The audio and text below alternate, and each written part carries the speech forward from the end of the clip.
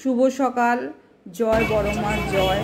তো চলে এলাম নৈহাটি বড় মার কাছে পুজো দিতে। মন খারাপ হলেই বড় মার পুজো দিতে চলে আসি।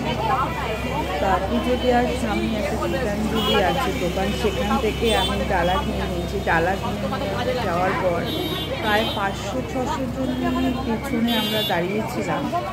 সেখান থেকে দাঁড়িয়ে আর প্রচণ্ড ভিড় ছিল, হালকা বৃষ্টি ছিল, রোদ ছিল।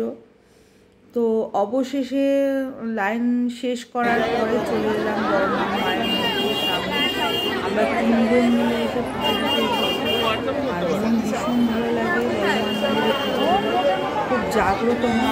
আমরা যারা যারা পুজো দিতে ইচ্ছুক নৈহাটি বড় মার কাছে চলে আশা করি মনের বাসনা বড় মা পূর্ণ করে, সবার মনের বাসনা পূর্ণ করে। তো ভেতরে প্রবেশ করে নিয়েছি। ছোট্ট একটা ভিডিও অনেক পুজো থাকে যারা বাংলাদেশ থেকে আর তাদের জন্য ভিডিওটা যারা কাছাকাছি থাকে তারা তো পুজো দিতেই আসে, আর যারা দূরে থাকে এই বড় মাকে দেখার জন্য ভিডিওটা তুলে ধরলাম। তো শেষমেশ খুব ভালোভাবে পুজো দিলাম, মন শান্তি হয়ে গেল।